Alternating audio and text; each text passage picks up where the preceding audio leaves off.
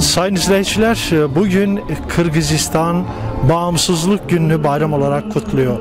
Sabahtan başlayarak başkent Bişkek'in baş meydanı kalabalıktı.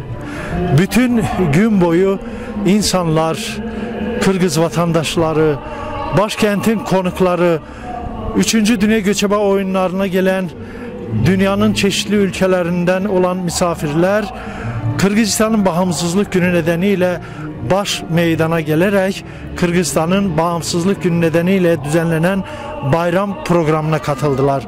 Bayram programı gece yarıya kadar devam etti.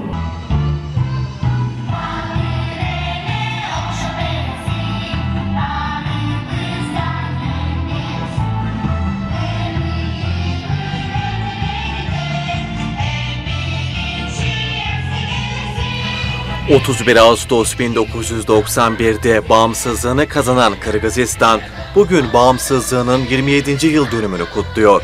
Kırgızistan'ın başkenti Bişkek'teki Alatuğ Meydanı'nda Kırgızistan'ın Bağımsızlık Günü kutlandı. Kırgızistan'ın başkenti Bişkek'teki Alatuğ Meydanı'nda ülkenin bağımsızlığının 27. yıl dönümüne ithaf edilen etkinlik, Kırgızistan Cumhurbaşkanı Kinbekov'un tebrik konuşmasıyla başladı.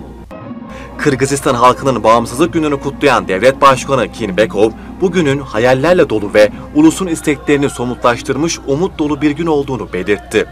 27 yıl önce tam şu günü bağımsızlık bayrağı yükseltildiğini kaydeden Cumhurbaşkanı, özgür dünyamızın ortaya çıkışını, dünya medeniyetinde ve insanlığın yaşam döngüsünde hak ettiği yeri alarak tüm dünyaya duyduğumuz bağımsızlık bayrağımızı yükselttik. Özgürlük verilemez, bir armağan olarak da kabul edilmesi imkansızdır. Özgürlüğü bir kişi ancak acımasız bir mücadelenin sonucu olarak hak edebilir şeklinde konuştu. Bağımsızlık yolunda Kırgız halkının atalarından birçok trajedi ve sıkıntı yaşadığını ve hedefe ulaşmak için asırlar sürdüğünü sözlerine ekleyen Cumhurbaşkanı, halkımızın birçok şanlı oğlu ve kızı bağımsızlık altarlarına kafalarını koymuş, bu amaçla hayatlarını feda etmiştir. Özgürlük rüyasının yüreklerinde cıvıl cıvıl, nihayet bu aziz hedefe ulaştık.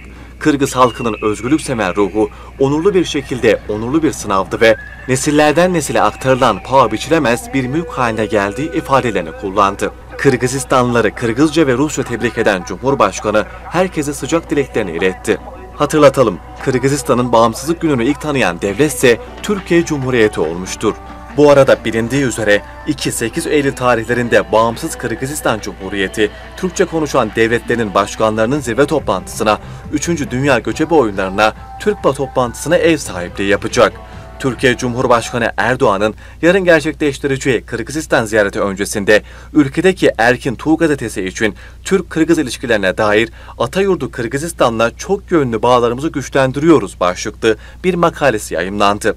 Ziyaret ve açılış tesisleriyle ilgili siz seyircilerimize kapsamlı bilgiler aktaracağız. Bağımsızlığın 27. yıl dönümüne geldiğimizde ise bu bayram etkinliği ülkenin her bölgesinde de coşkuyla kutlandı. Ülkenin bağımsızlığının 27. yıl dönümüne ithaf edilen etkinlik konser programıyla devam etti.